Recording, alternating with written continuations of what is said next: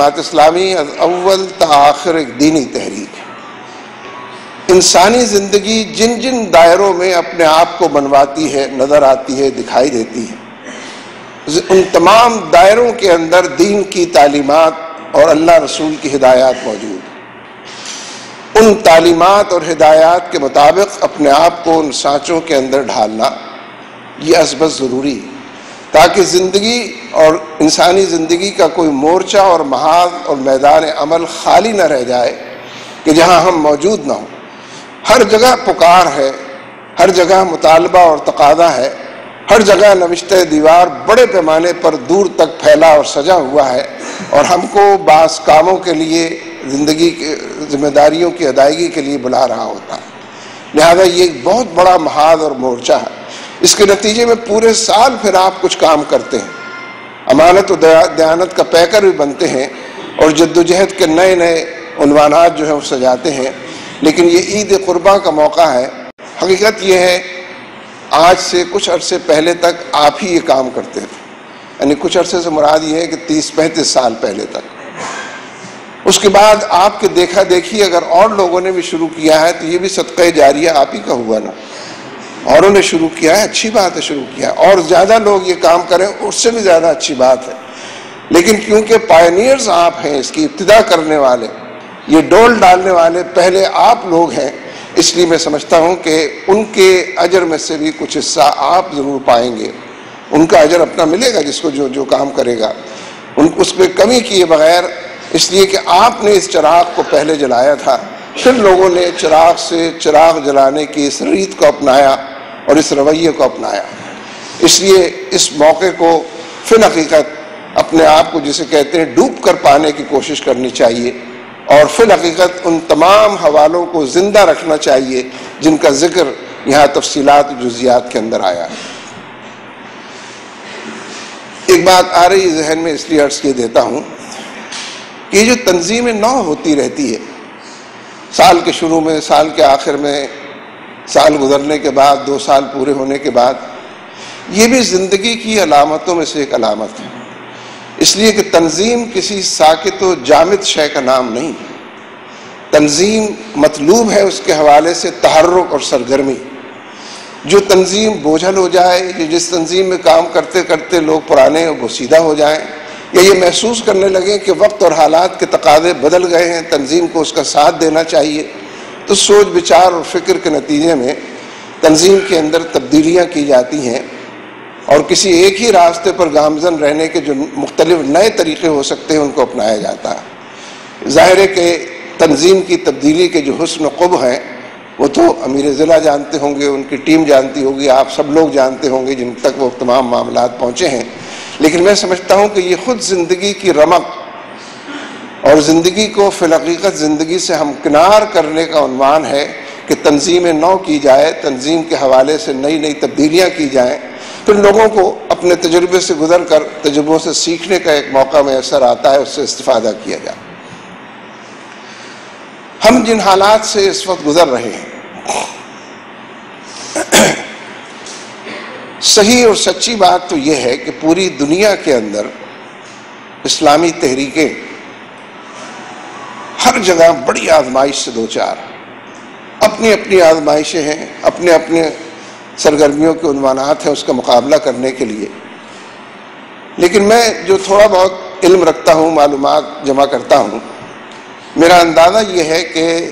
بر صغیر کے اندر اور بالخصوص پاکستان کے اندر کام کرنے والی اسلامی تحریک اس وقت سب سے بڑی آزمائش سے اور سب سے زیادہ آزمائشوں سے دوچار، اور ایسی ہمہ جہت آزمائش ہے کہ جس کے عنوانات بعض اوقات تلاش کرنا، اس میں ترجیحات کا تعین کرنا مشکل اور کبھی کبھی ناممکن ہونے لگتا ہے۔ ویسے آزمائشیں گھبرانے کے لیے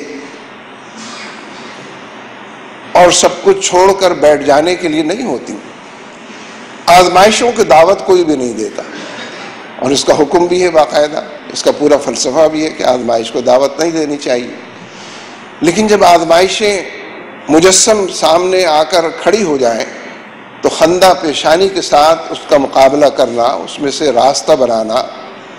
صبر کی اور حوصلے کی چٹان بننا، یہ بالآخر آزمائشوں کے حوالے سے بندہ مومن کا اصول اور کار فرما نظر آتا ہے۔ اور فی الحقیقت یہ آزمائشیں ہی ہیں کہ جو انفرادی دائرے میں بھی اور اجتماعی طور پر بھی بلندیوں کا اور رفتوں کا اور کامیابیوں کا سفر طے کراتی ہیں۔ یعنی نہ گھبرا تندیے باد مخالف سے عقاب، یہ تو چلتی ہے تجھے اونچا اڑانے کے لیے۔ بلندیوں اور رفتوں کا سفر، رب سے قربت کا عنوان ان آزمائشوں کے راستوں سے گزر کر ہی میسر آتا ہے۔ لہذا جس آزمائش سے اس خطے کے اندر ہم اس وقت دوچار ہیں اور سامنا کر رہے ہیں، رب سے اس سے نجات کی بھی دعا کرنی چاہیے، لیکن ہر روز جو اس کا ایک نیا تقاضا سامنے آتا ہے، جدوجہد کا ایک نیا عنوان دکھائی دیتا ہے، اس پر عمل پیرا ہونے، اس کا پیکر بننے، اس کے حوالے سے اپنے اندر ان صفات کو اور خصوصیات کو پیدا کرنے اور قدموں میں جماؤ کے لیے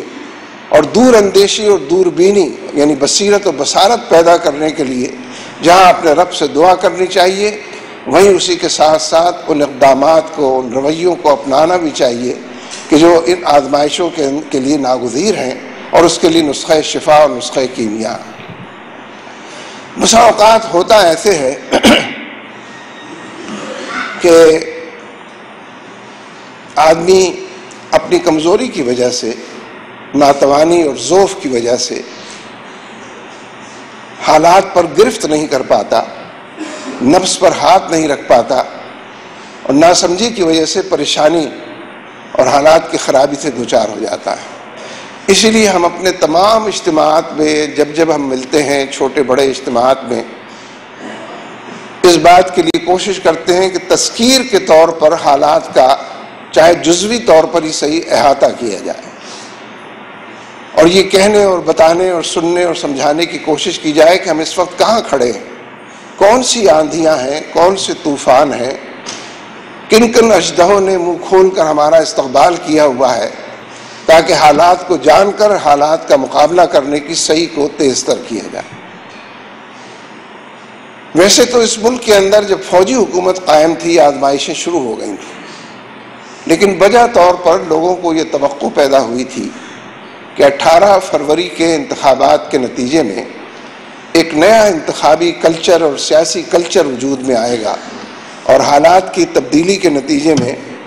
لوگوں کے لیے خیر و بھلائی کے دروازے کھل جائیں گے۔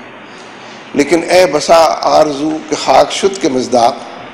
صورتحال یہ بنی کہ 18 فروری کے بعد دیکھیے 2 باتوں کا اعلان ہوا تھا۔ 18 فروری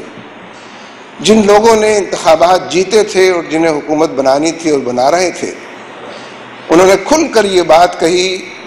کہ پرویز مشرف اور اس کی پالیسیوں کو عوام نے مسترد کر دیا، اور انہوں نے دوسری بات یہ کہی، یعنی یہ ان کا مینڈیٹ تھا، پرویز مشرف اور اس کی پالیسیوں کا استرداد، یہ ہمارا مینڈیٹ، عوام نے مسترد کر دیا۔ دوسری بات انہوں نے یہ کہی کہ ہم اکیلے اور تنہا نہیں، بلکہ ہم سب مل کر حکومتیں بنائیں گے چاروں صوبوں اور مرکز کے اندر، تاکہ اس کے نتیجے میں یہ جو لیگ پولنگ ہوتی ہے،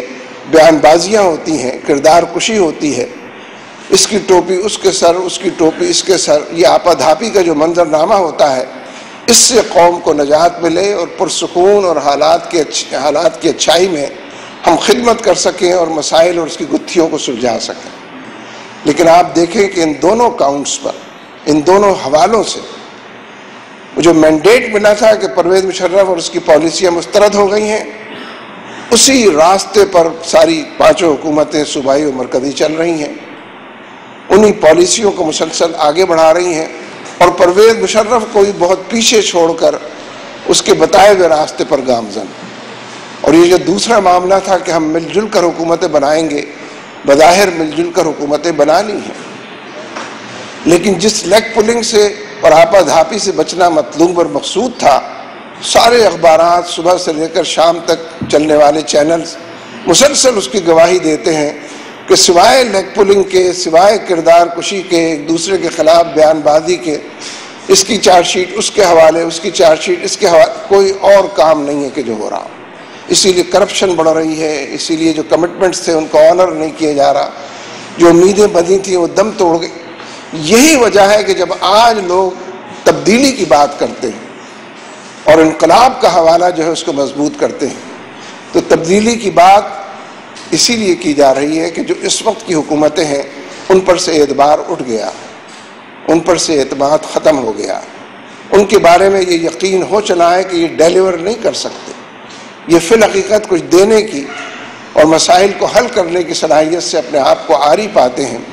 اور پھر اس کے بعد انقلاب کی بات بھی ہو رہی ہے، اور وہ بھی کر رہے ہیں کہ جو حکومتوں کے اندر موجود ہیں کوئی اپنے خلاف کسی انقلاب کی بات کر رہے ہیں. حالانکہ اس لفظ کا یا اس اصطلاح کا یہ استعمال بہت غلط ہے کہ جو کیا جا رہا ہے. انارکی کو، انتشار کو، بد نظمی کو اور معاشرے کی اقدار کو جسے ملیا میٹ کرنا کہتے ہیں اس کو انقلاب نہیں کہا جاتا.